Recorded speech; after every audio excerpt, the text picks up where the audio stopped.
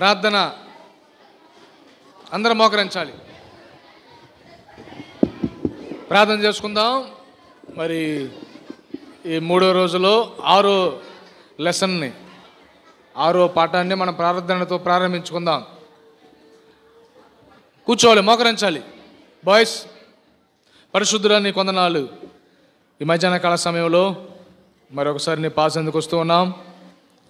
మీరు ఎంతైనా దయగలిగిన దేవుడు అయ్యా. మరి తండ్రి, ఈ సమయంలో 3వ దినమున ఈ యూబీఎస్లో మరి 6వ పాఠాన్ని మేము వినబోతుండగా మీ దాసుని మీరు బలపరచండి తండ్రి. నాయన మరి బిడ్డలు కూడా అట్లు చెప్పబోయే మాటలను అంగీకరించి స్వీకరించడానికి సహాయం చేయండి. వచ్చిన వారందరిని బట్టి స్తోత్రాలు. ఇంకా నీ ఏర్పాట్లను జ్ఞాపం చేసుకోండి, కనికరించి కృప చూపించమండి. సమయమును మీ చేతులకు అప్పచెప్పుకుంటూ కనిపించి కనబడిన చెవితులు బంధిస్తూ వినగలిగిన చెవిని గ్రహించగల మనసును మీరు దయచేయమని యేసుక్రీస్తు నామములో ప్రార్థన చేస్తూ వేడుకొంచున్నాం తండ్రి, ఆమేన్. కూర్చోండి, మాట్లాడకూడదు.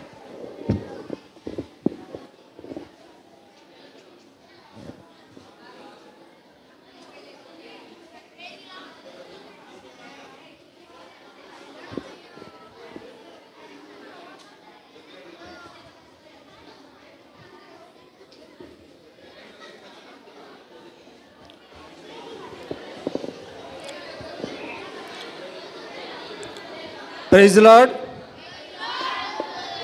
Praise lord.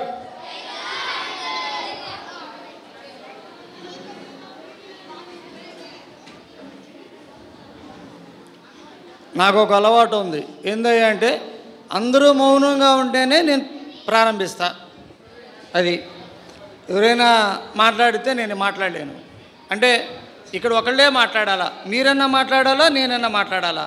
నేను మాట్లాడాలంటే మీరు మౌనంగా ఉండాలా, మీరు మౌనంగా ఉంటే నేను మాట్లాడతా. మీకు కథ కావాలంటే మీరు మౌనంగా ఉండాలా, మీరు మౌనంగా ఉంటే నేను మాట్లాడతా.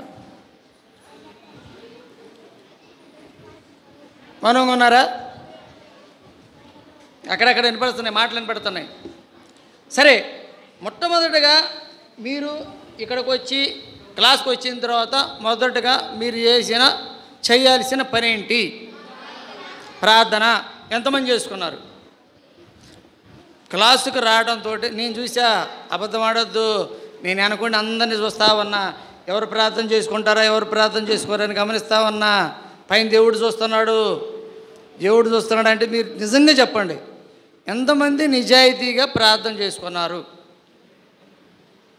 నిజమేనా? నిజమేనా? సరే, ఇప్పటికి సరే, ఇక నుంచి మీరుండే చోట మీ క్లాసులో మొట్టమొదటగా మీరు క్లాసులోకి వెళ్ళిన వెంటనే మీరు చేయాల్సిన పని ఏంటి? చేసుకుంటారా? చేసుకుంటారా? ఏమో మీ ఫ్రెండ్స్ ఏమన్నా అనుకుంటారేమో, మనకెందుకులే, ఎవరు చూడలేదులే, మనకెందుకులే. ఎవరు చూసినా చూడవ పని ఎవరు చూస్తున్నారు?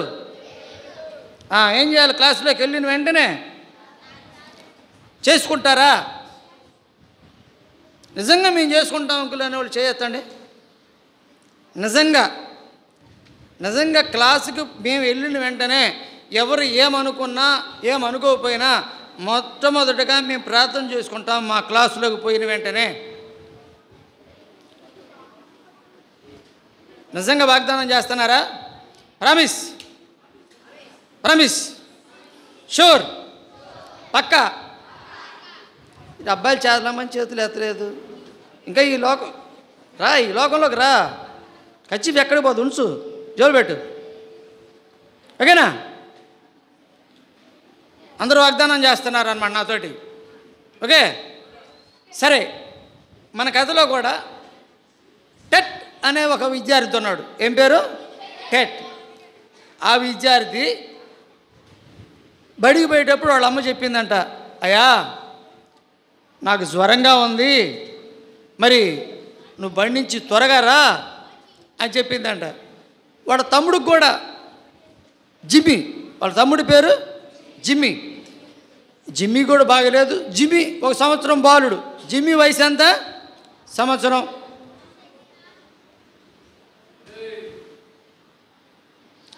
మధ్యలో ప్రశ్నలు అడుగుతా, చెప్పకపోతే నిలబెట్టాలి. రెండు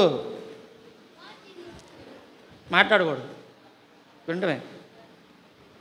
ఓకే, జిమ్మీ వయసు ఎంత?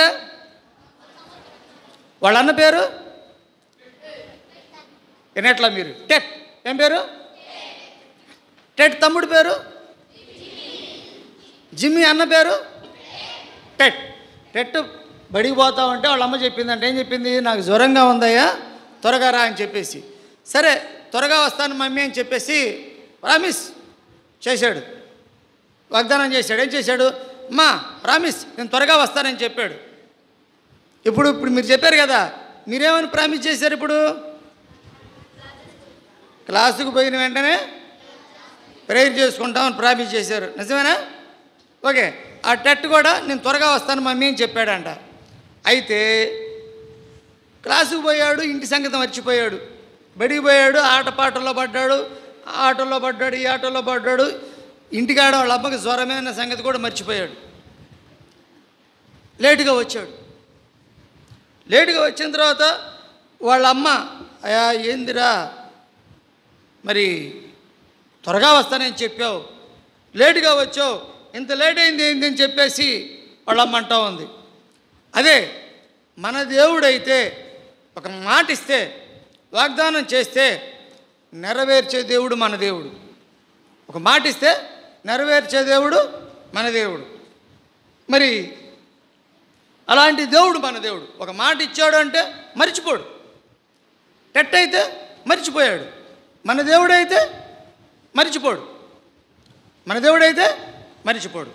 సరే, ఈరోజు మూడో రోజు ఆరో పాఠంలోకి వచ్చాం. సరే, ఉదయం ఏం చూసాం, ఏమేం నేర్చుకున్నాం? ఎల్లప్పుడూ ప్రార్థన చేయాలా. ఓకేనా?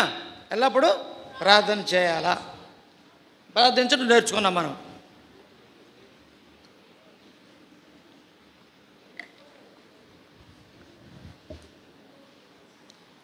సరే, ఈరోజు మనం మన మోటో ఏంది? అది మా పాఠం నేర్చుకుందాం. మేము యెహోవాను సేవించేది. రెఫరెన్స్ యెహోషువ. Okay, good. అబ్బాయిలు ఏం మాట్లాడట్లేదు.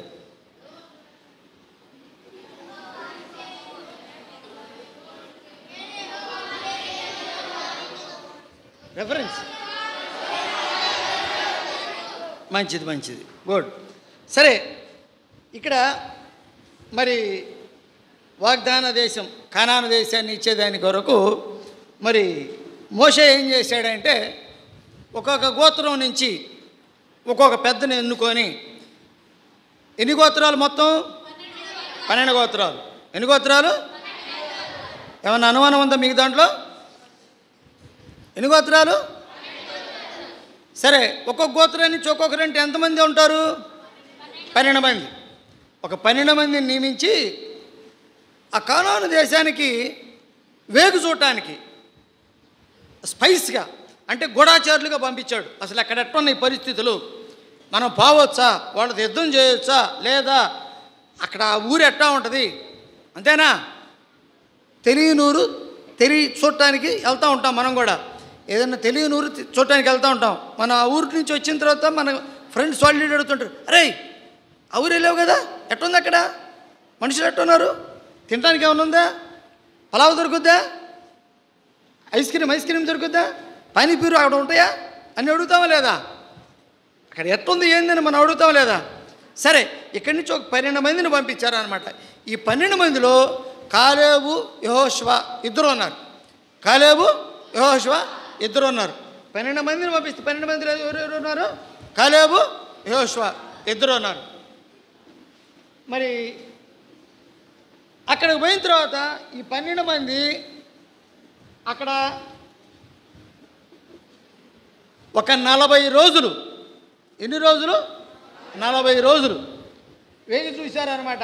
అసలు ఏంటి అక్కడ ఏమేమి ఉన్నాయి, ఎలాంటివి ఉన్నాయి అని ఆ ప్రాంతం అంతా తిరిగి చూశారు.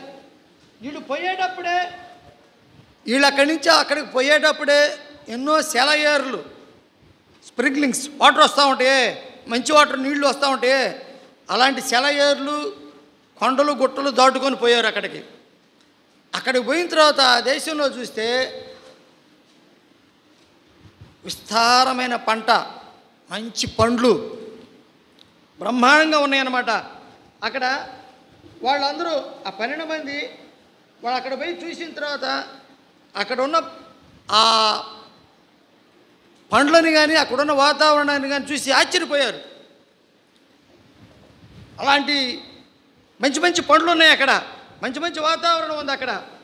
సరే, అక్కడ వాళ్ళు శ్రేష్టమైన ద్రాక్ష పండ్లు, దానిమ్మ పండ్లు, అంజూర పండ్లు అవన్నీ చూశారన్నమాట. మోషే చెప్పాడు, మీరు ఆడి నుంచి వచ్చేటప్పుడు ఏమన్నా తీసిరండి అయ్యా, చూద్దాం అక్కడ ఉన్న పండ్లు ఏంటి, ఇక్కడ ఎలాంటివి దొరుకుతాయి, మరి మనం తినడానికి అవి బాగా వీలుగా ఉంటాయా లేదా అని చెప్పినప్పుడు వాళ్ళు అక్కడి నుంచి అక్కడికి పోయినప్పుడు వాళ్ళు చూశారు ద్రాక్ష పండ్లు, దానిమ్మ పండ్లు, అంజూర పండ్లు. ద్రాక్ష పండ్లు వాళ్ళు ఏం చేస్తున్నారో చూడండి, వేలు తీశారు.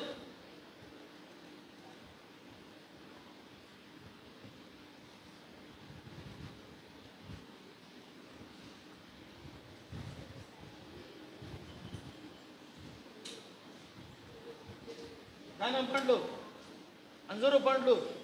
వీళ్ళు అక్కడి నుంచి పోయినప్పుడు ద్రాక్ష పండ్లు ఏం చేస్తున్నారు, ద్రాక్ష పండ్లు ఏం చేస్తున్నారు వాళ్ళు, ఒక గుత్తిని ఇద్దరు కర్రకు కట్టుకొని ఇద్దరు మోసుకొని వస్తామన్నారు. ఒకే ఒక గుత్తి, ఇద్దరు అటోకలు ఇటోకలు కర్రకు కట్టుకొని మోసుకొని వస్తామన్నారు. మన దగ్గర ఎటువంటి ద్రాక్ష పండ్లు,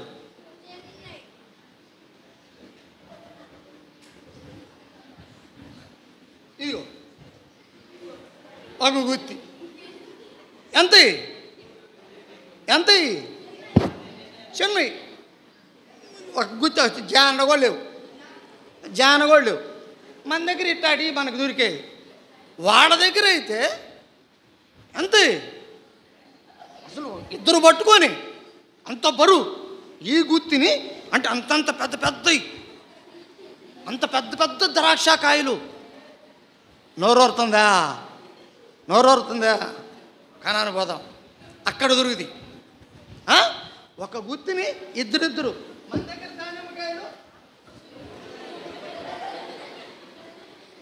దగ్గర దానిమ్మకాయలు, అయా కొట్లో పోయి పెద్దకాయ ఈరు అబ్బాయి అన్న, బాగా పెద్దకాయ ఈరంటే నాటుకాయ సార్ అన్నాడు. నాటుకాయ ఇయ్యి, నాటుకాయలు బండేకాయలు, పెద్దకాయ ఇచ్చాడు. మన దగ్గర అయితే అంజూరం అంటే ఇదిగో చిన్ని అక్కడ పెద్ద అంజూరాలు కాయలు చిన్ని, ఈ కొట్లో దొరికేది అంజూరకాయలు. వాళ్ళ దగ్గర అయితే పెద్ద అసలు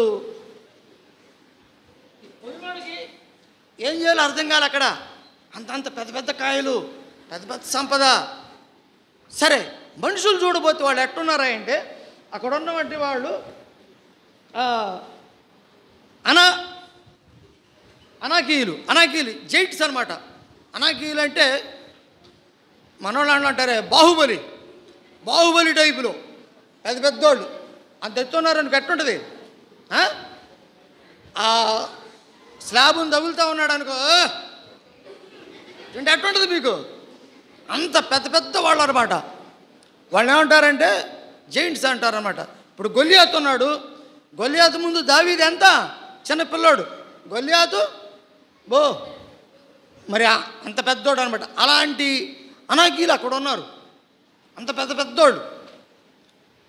వాళ్ళ ముందు వీళ్ళు మిడతల్లాగా చిన్న పిల్లల్లాగా కనపడుతున్నారు అన్నమాట. ఉదాహరణకి సీనియర్ అన్నోళ్ళు ఉంటారు. ఆ సీనియర్ అన్నోళ్ళు ఒక కేజీ పిల్లోని పిలిచి, ఏయ్ ఏందిరా అంటే ఏంది మీ పరిస్థితి, కొట్టుకుందాం రారా అని అన్నాడు అనుకో, ఈ చిన్నపిల్లాడు ఈ పెద్ద పిల్లాడితో ఫైటింగ్ దిగుతాడా? వాళ్ళు ఈ పోయిన 12 మంది తిరిగి వచ్చి, అబ్బో అక్కడ ప్రజలు మామూలు కాదయ్యా, పెద్దోళ్ళయ్యా, మనం కొట్టుకోవట్లేమయ్యా మనం వాళ్ళతో తగలాడలేం, మనం ఫైటింగ్కి పోలేం,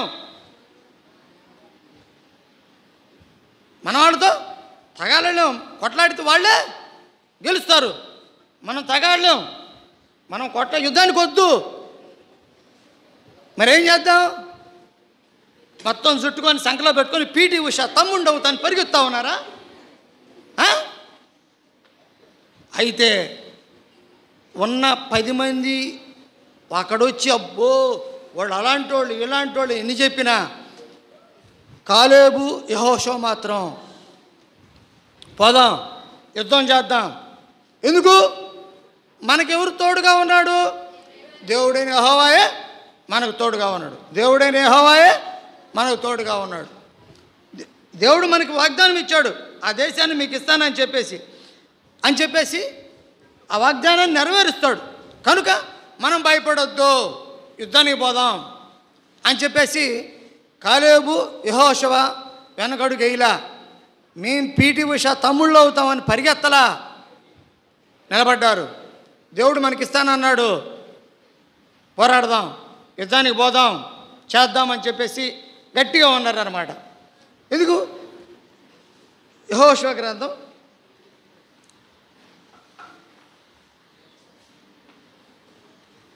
క్షమించండి, సంఖ్యాకాండం తీయండి 14:24.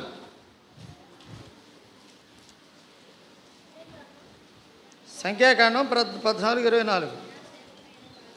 నా సేవకుడైన దావీదు మంచి మనసు కలిగి పూర్ణ మనసుతో నన్ను అనుసరించిన దేవుని చేత అతను పోయిన దేశంలో అతన్ని ప్రవేశపెట్టేదను, అతను పోయిన దేశంలో అతన్ని ప్రవేశపెడతాను అని చెప్పేసి దేవుడు వాగ్దానం చేసిన వాడుగా ఉంటా ఉన్నాడు. వాగ్దానం చేసిన దేవుడు మనకి ఇస్తాడా లేదా? మరి కాలేబు నమ్మాడు, యెహోషువ నమ్మాడు. మరి మీరు నమ్ముతున్నారా లేదా? దేవుడు మాట ఇచ్చి తప్పేవాడా తప్పనివాడా? అయ్యా నువ్వు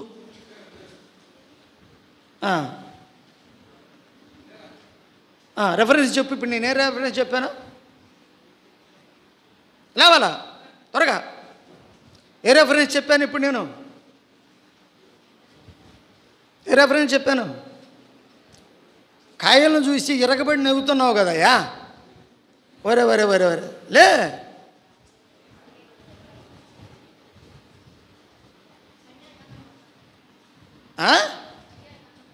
14 తర్వాత గుర్తులేదా? కూర్చో. నేను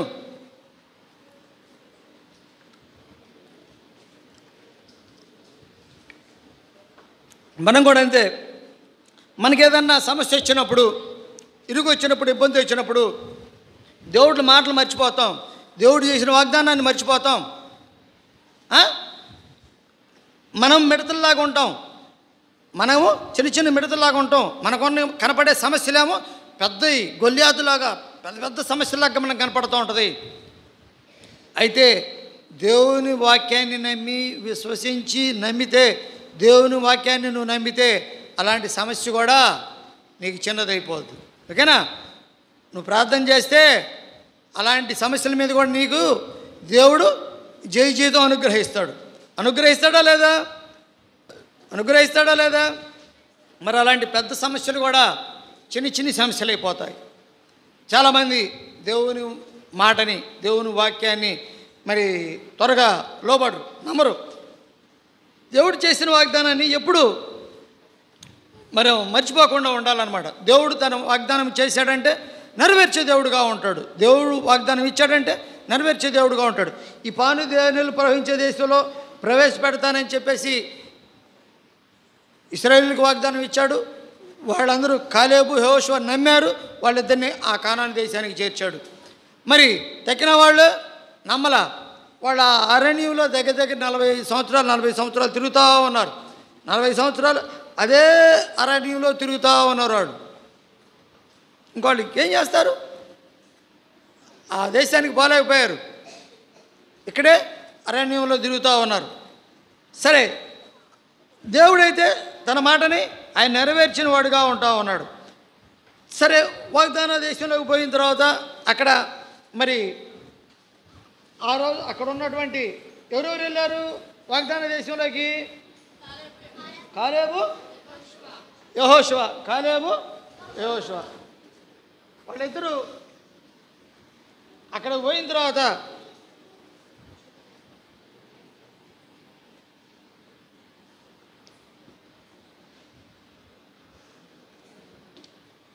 ఒకరోజు కూర్చొని సరే ఈ దేశంలో ప్రవేశించాం, బాగానే ఉంది. మరి ఆ స్నేహితులు ఇద్దరు కూర్చొని మాట్లాడుకుంటా ఉన్నారు, ఏం చేద్దాం, మనం రాబోయే తరాలకి వాళ్ళకి మనం కొన్ని నియమాలు కట్టుబాట్లు చెప్పాలా? ఎందుకంటే రాబోయే తరాలు మరి ఆ ప్రజలు ఎలాగుంటారో ఏమో, మరి వాళ్ళని ఇన్నేళ్ళు ఇచ్చేసాం. కాలేబు అంటా ఉన్నాడు, మొట్టమొదటి ఈ మోషే నాకు చెప్పినప్పుడు ఎలాంటి సత్తువ ఎలాంటి బలం నా దగ్గర ఉందో ఇప్పుడు కూడా అలాంటి బలం నా దగ్గర ఉంది. ఇప్పుడు నా వయసు 85 సంవత్సరాలు. ఎన్ని సంవత్సరాలు? కాలేబు వయసు ఎంత? 85 సంవత్సరాలు. 85 సంవత్సరాలు వచ్చినప్పటికీ నేను గట్టిగా బలంగా ఉన్నాను. ఇప్పుడు యుద్ధానికి పోమన్నా పోతాను, ఇప్పుడు యుద్ధం చేయమన్నా చేస్తాను అని చెప్పేసి ఆయన దేవుడు నాకు ఏ మాట అయితే సెలవిచ్చాడో, నాకు ఏ పని అయితే దేవుడు అప్పగించాడో, మోషే ఏమైతే చెప్పాడో ఆ పనిని నేను తూచా తప్పకుండా చేశాను అని చెప్పేసి కాలేబు అంటా ఉన్నాడు. అలాగనే మరి యెహోషువ కూడా, యెహోషువ ఏమంటున్నాడు, నాకు దేవుడు అప్పగించ పనిని, నాకు ఏ పని అయితే దేవుడు అప్పగించాడో ఆ పనిని నేను నెరవేర్చాను అంటా ఉన్నాడు అనమాట. మరి అలాగా వాళ్ళ పనిని నెరవేర్చేవాళ్ళుగా ఉన్నారు. మరి దేవుడు ఏమైతే వాగ్దానం చేశాడో ఆ వాగ్దానం నెరవేర్చేవాడుగా ఉన్నాడు. యెహోషువ 14వ అధ్యాయం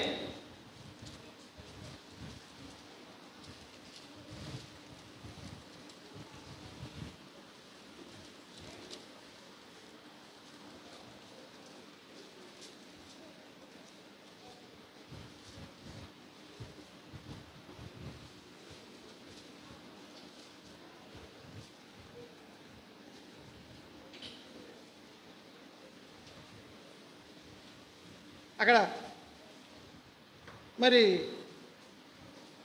కాలేబు ఏ విధంగా సెలవిచ్చాడో అక్కడ చెబుతాడనమాట. 6వ వచనంలో దైవజనుడైన మోషేతో యెహోవా నిన్ను గురించి చెప్పిన మాట నేను ఎరుగుదును. వీళ్ళిద్దరు మాట్లాడుకుంటున్నారు. దైవజనుడు మోషే నన్ను గురించిన మాట, నేను చెప్పిన మాట నేను ఎరుగుదును. మరి ఆ వాగ్దాన దేశాన్ని మనం స్వాతంత్రం చేసుకున్నట్లు, స్వాధీనం చేసుకున్నట్లు మరి అది మనకు అనుగ్రహించాడు అని చెప్పేసి చెబుతా ఉన్నాడు. కాలేబు ఏం అడిగాడంటే పర్వతాన్ని అడిగాడు, ప్రభా ఈ పర్వతం స్వాస్యంగా నాకు ఇచ్చేయని చెప్పేసి. అలాంటి పర్వతాన్ని స్వాస్యంగా ఇచ్చిన వాడిగా ఉంటామన్నాడు అనమాట. అలాంటి పర్వతాన్ని స్వాస్యంగా ఇచ్చిన వాడిగా ఉంటా ఉన్నాడు. కాలేబు ఏమడిగాడు? పర్వతం ఏమడిగాడు? పర్వతాన్ని స్వాస్యంగా ఇచ్చినవాడుగా ఉంటా ఉన్నాడు. అప్పుడు యెహోషువ బహుకాలం అయిపోయింది, కనాను వచ్చారు. మరి యెహోషువ ఏం చేశాడంటే మరి వీళ్ళందరికీ నేను ఒక నిబంధన చేయాలా, ఒక నిబంధన రాయాలా. ఎందుకంటే అప్పటికీ యెహోషువ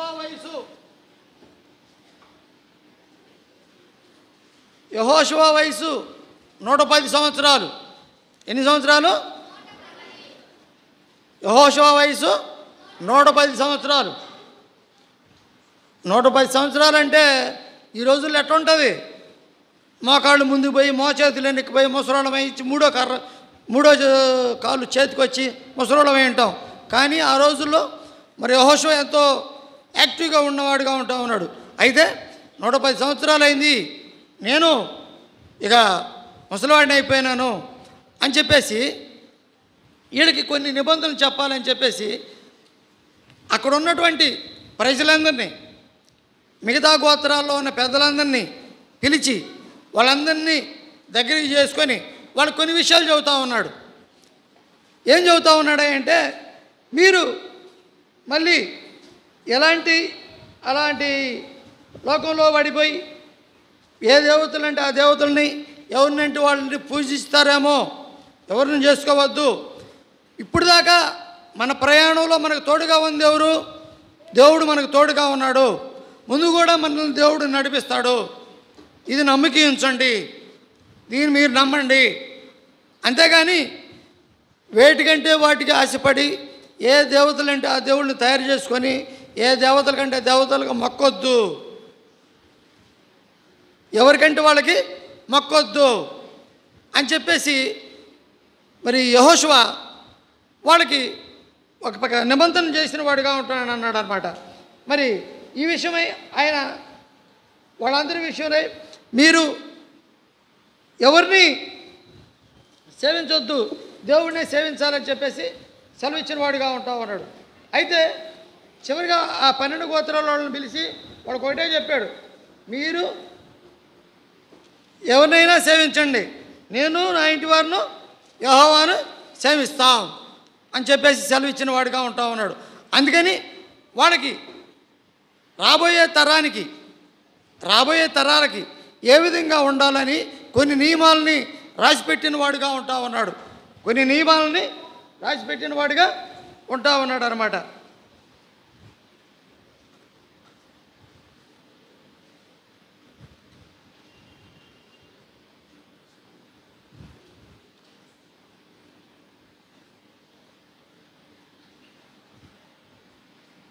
భవిష్యత్తులో మరి ఏ విధంగా ఉండాలా, ఏ విధంగా దేవునితో నడవాలా, ఏ విధంగా మరి ప్రభువులో ఉండాలని మిగతా గోత్రపు వాళ్ళందరినీ కూడా పిలిచి వాళ్ళకి కట్టడలు చెప్పి వాళ్ళకి ఆ నియమాలు నియమించి చేసేవాడుగా ఉంటా ఉన్నాడు.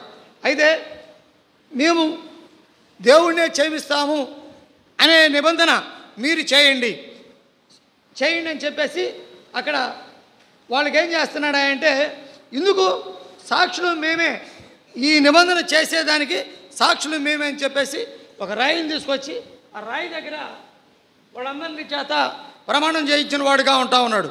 ఇదిగో ఈ రాయి ఇంటా ఉంది అని సింధూర వృక్షం కింద ఉన్నటువంటి రాయి దగ్గర తీసుకొచ్చి ఆ రాయి దగ్గర నిబంధన చేయించిన వాడుగా ఉంటా ఉన్నాడు. ఎందుకు? ఈ రాయి ఇంటా ఉంది, ఈ రాయే సాక్ష్యము. ఏం చేయాలి? అందరూ యెహోవాని సేవించాలా. అయితే మీరందరూ ఏమైనా కానీ ఏమంటాడు? యెహోషువ గ్రంథం 24వ అధ్యాయం 15వ వచనం, మీరెవరిని సేవింపగోరినను నేను నా ఇంటి వారును యెహోవాని సేవించదము. మీరు ఎవరినైనా సేవించండి, నేను నా ఇంటి వారు యెహోవాని సేవించదము. మరి ఆ విధంగా దేవుడు యెహోషువని వరిదిల్లు చేసేవాడుగా ఉన్నాడు అన్నమాట.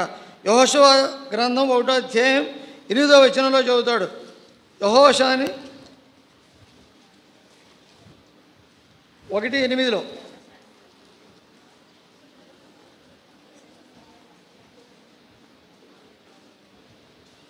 ధర్మశాస్త్రమును బోధింపుకోవట తప్పిపోకూడదు, దానిలో వ్రాయబడిన మాట్లాడిన ప్రకారం చేయుటకు జాగ్రత్త పడినట్లు దివారాత్రులు దాన్ని ధ్యానించిన ఎడల నీ మార్గం వర్ధిల్లం చేసి చక్కగా ప్రవర్తించదవు. మరి ధర్మశాస్త్రాన్ని ఏం చేయాలా? దివారాత్రులు ధ్యానింపజేయాలా, వాక్యాన్ని రోజు చదవాలా, బైబిల్ రోజు చదువుకోవాలా. ఉదయం అంకులు అడిగాడు, ఈరోజు ఎంతమంది బైబిల్ చదువుకున్నారు ఉదయాన్నే లేచి అని. చాలామంది చేతులు ఎత్తారు. మరి నిజంగా చదివారో లేదో మీకు తెలుసు, దేవుడికి తెలుసు. మరి ఆ దివారాత్రులు మనం ధ్యానించే వారంగా ఉండాలా, బైబిల్ని మనం రోజు చదువుకునే వారంగా ఉండాలా. అది మనం సన్మార్గంలో మంచి మార్గంలో నడిపేదిగా ఉంటుంది అన్నమాట. అలాగా మనం కూడా దేవుణ్ణి వాగ్దానం చేసిన దేవుడు మనల్ని కూడా మంచి మార్గంలో నడిపిస్తాడు అని చెప్పేసి మనం నమ్మే వారంగా ఉండాలా. మరి ఆయన ఎప్పుడు మనం ప్రార్థన చేసుకుంటే ఉండాలా అని చెప్పేసి ఉదయం ఎట్లా నేర్చుకున్నామో, మరి మనకి వాగ్దానం చేసిన దేవుడు నెరవేర్చే దేవుడు. మనల్ని వాగ్దానం చేసిన దేవుడు తప్పిపోకుండా ఆయన మనకి ఆ స్వాస్థ్యాన్ని అనుగ్రహించే దేవుడు. మరి అలాంటి దేవుణ్ణి మనం ప్రతిరోజు ధ్యానింపు చేసుకొని, ప్రతిరోజు వాక్యం చదువుకొని, ప్రతిరోజు ప్రార్థన చేసుకునే వారంగా ఉండాలా. అయితే ఇక్కడ ఒక చిన్న కథ ఉంది. ఒక చిన్న కథ చెప్తా ఉన్నాను మీకు. సుహాన్, ఏం పేరు? సుహాన్ అనే ఒక చిన్న అమ్మాయి ఉంది. ఆ అమ్మాయి స్కూల్కి వెళ్తూ ఉంది, మీలాగే రోజు స్కూల్కి వెళ్తూ ఉండి అమ్మాయి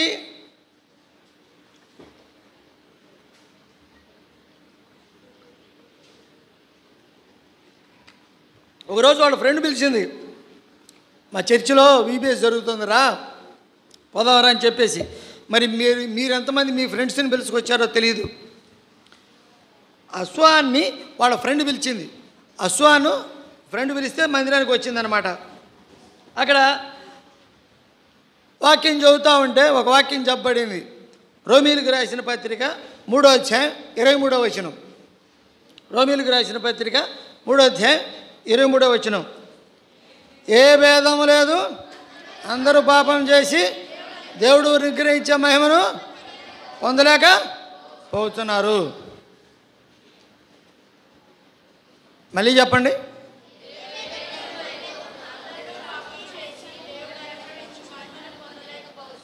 నిద్రపోతున్నాము. మా సాంబారు తిన్నావా? నిద్రపోతున్నాం బాగా.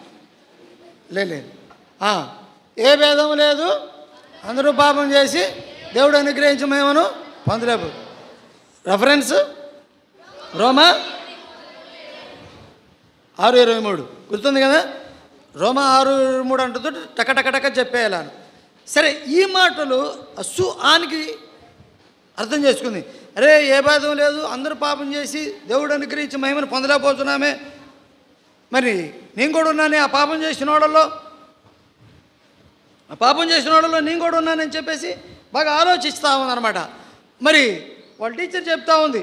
మరి ఆ తర్వాత, అమ్మా దేవుని నమ్ముకుంటే పరలోక పట్టణం ఉంది, అక్కడికి వెళ్తాం. ఈ లోకం ఇడిచినప్పటికీ దేవుడు పరలోక పట్టణం ఇస్తానని వాగ్దానం చేశాడు. వాళ్ళ టీచర్ ఆ అమ్మాయితో మాట్లాడుతుంది. ప్రకటన 3:20 చదవమంది. ఆ ప్రకటన 3:20 చదవండి.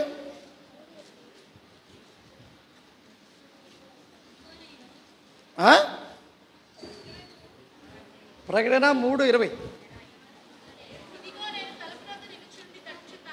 ఇదిగో నేను తలుపు నొద్దుండి తట్టుచున్నాను, ఎవరైనాను నా స్వరము విని తలుపు తీసిన ఎడల నేను అతని వద్దకు వచ్చి అతనితో నేనును నాతో కూడా అతడు భోజనం చేయుదురు. దేవుడు ఎక్కడున్నాడు? తలుపు వద్దే ఉన్నాడు. తలుపు తడతా ఉన్నాడు. ప్రతి ఒక్కరిని పిలుస్తూ ఉన్నాడు. మీ పేరు పెట్టి పిలుస్తూ ఉన్నాడు. మీరు కానీ తలుపు తెరిచినట్లయితే, మీరు కానీ ఒప్పుకున్నట్లయితే ఆయన మీ హృదయంలో ప్రవేశించడానికి సిద్ధంగా ఉన్నాడు. మరి ఆయనైతే సిద్ధంగా ఉన్నాడు, మరి మీరు ఆయన్ని నిజ రక్షకునిగా ఒప్పుకోవడానికి సిద్ధమా? ఆయన్ని నిజమైన దేవుడిగా ఒప్పుకోవడానికి మీరు సిద్ధమా? తలుపు తీయడానికి, మీ హృదయంలో చేర్చుకోవడానికి మీరు సిద్ధమా? ఎంతమంది సిద్ధంగా ఉన్నారు? మీ హృదయంలో దేవుడిని చేర్చుకోవడానికి మీరు ఇష్టపడుతున్నారా? మీ హృదయంలో దేవుడిని ఉంచుకోవడానికి మీరు ఇష్టపడుతున్నారా నిజంగా? మరి అలా ఇష్టపడేవారైతే చేతులు ఎత్తడమే కాదు, నిజంగా దేవుని బిడ్డలాగా మీ కార్యాలు దేవుడు ఎలాంటి కార్యాలు చేశాడు, మీరు కూడా అలాంటి కార్యాలు చేసేవాళ్ళుగా ఉండాలా. అలాగనే ఇక్కడ ఇంతకుముందు మిషనరీలు ఏం చేసేవాళ్ళు అంటే, ఏదైనా మీటింగ్ పెట్టినప్పుడు చందాలు వసూలు చేసేవాళ్ళు. చందా పడతాం కదా, చందా పట్టేవాళ్ళు. ఎవరో ఎంతో కొంత డబ్బులు ఇస్తూ ఉండేవాళ్ళు అనమాట. ఇక్కడ ఒక కుర్రాడు, గేరీ అనే కుర్రాడికి డబ్బులు లేవు, జేబులో డబ్బులు లేవు. ఆ కుర్రాడు ఒక కాగితం రాశాడు, నన్ను నేను సమర్పించుకుంటున్నాను అని చెప్పి కాగితం రాశాడు. అది చూస్తే ఇట్లు గేరీ. ఎవరయ్యా గేరీ? నేను అంకుల్. ఏంటి నన్ను నేను సమర్పించుకుంటున్నాను అని రాశావు?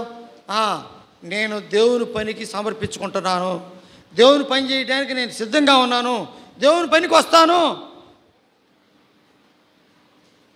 వెళ్ళాడు, లోబడ్డాడు, విన్నాడు, తరబిది తీసుకున్నాడు. ఆ తర్వాత చైనాలో గొప్ప మిషనరీగా పంపబడ్డాడు. దేవుని కోసం సమర్పించుకున్నాడు, దేవుని తన హృదయంలో చేర్చుకున్నాడు, దేవుని నమ్ముకున్నాడు, లోబడ్డాడు, తరబిదయ్యాడు. మరి చైనా దేశానికి మిషనరీగా పంపబడ్డాడు. మనం కూడా ఒక మంచి మిషనరీగా, ఒక మంచి దేవుని బిడ్డగా మనం ఎక్కడైతే ఉంటున్నామో అక్కడ ఒక మంచి దేవుని బిడ్డగా,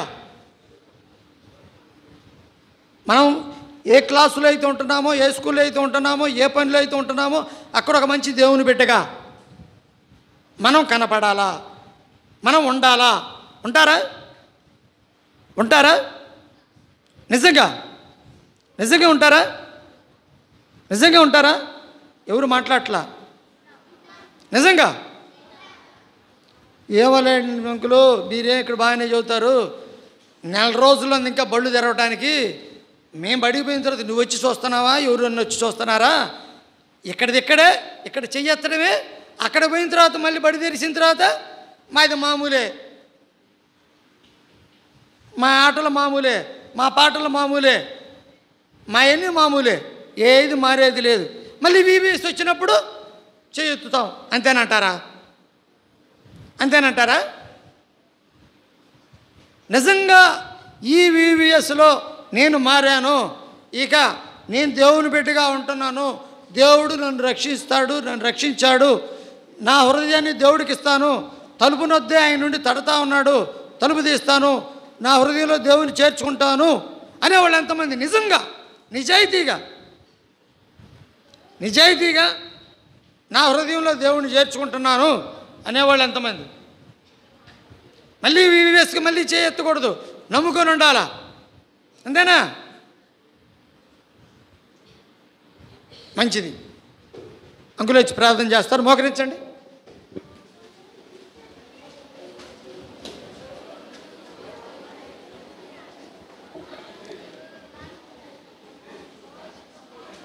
ప్రార్థన మోకరించాలా?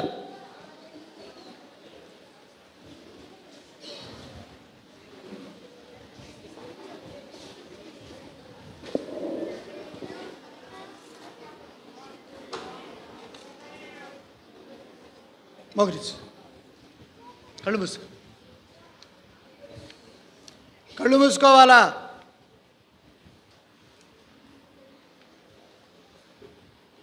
మీలా చాలామంది కళ్ళు మీరు కళ్ళు మూసుకుంటేనే నేను ప్రార్థన చేస్తా. నేను చూస్తున్నానని మూసుకోవద్దు, దేవుడు చూస్తున్నాడని మూసుకోండి.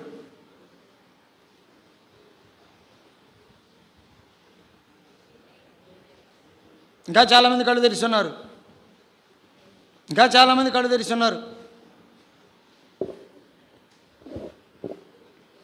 దయగల తండ్రి, ప్రేమలైనా మా గొప్ప దేవ, పరిశుద్ధుడా, పూజనీయుడా, స్తోత్రారుడుకుడా, మధ్యాహ్న కాల సమయంలో ప్రభా జూనియర్ క్లాస్లో మీ బిడ్డలతో చేరి ప్రభా మీ సన్నిధిలో మీ బిడ్డలతో వాక్యభాగాన్ని పంచుకోవడానికి మీరు ఇచ్చిన భాగ్యాన్ని బట్టి స్తోత్రాలు చెల్లించుకున్నా ప్రభా. కాలేబు యెహోషువల జీవితాలు మా మధ్యకి తీసుకొచ్చినందుకు మీ స్తోత్రాలు ప్రభా. వాగ్దాన దేశంలో ప్రవేశించిన బిడ్డలుగా ఉన్నందుకు మీ స్తోత్రాలు ప్రభా. మీరు వాగ్దానం ఇచ్చి నెరవేర్చే దేవుడుగా ఉన్నందుకు స్తోత్రాలు ప్రభా. వాగ్దానం ఇచ్చి తప్పే దేవుడు కాదు ప్రభా. మేము కూడా ప్రభా వాగ్దానం పొందుకొని వాటిని నెరవేర్పులోకి పొందేవారనుకుంటుందని సాయించండి ప్రభా. సురాన్లాగా అనేక మంది బిడ్డలు మిమ్మల్ని చేర్చుకునేవారుగా ఉండేదని సాయించండి ప్రభా. వాళ్ళ హృదయంలో మిమ్మల్ని చేర్చుకునే బిడ్డలుగా ఉంచండి ప్రభా. వారి పాపాలు వారు ఒప్పుకొని వారి తప్పులు గ్రహించి నిజరక్షణగా మిమ్మల్ని తెలుసుకునే వారిగా ఉంచేదాన్ని సాయించండి ప్రభా. ఎవరైతే తీర్మానం చేసుకునే బిడ్డలుగా ఉన్నారో వారి తీర్మానాన్ని స్థిరపరచండి ప్రభా, బలపరచండి ప్రభా. మీరే తోడుగా ఉన్న ప్రభా. గ్రూప్ డిస్కషన్కి వెళ్తుండగా మీరే సహాయం చేయమని, మీ కృపను అనుగ్రహించమని యేసు నామమున ప్రార్థించేవాడు కొంచెం తండ్రి, ఆమేన్.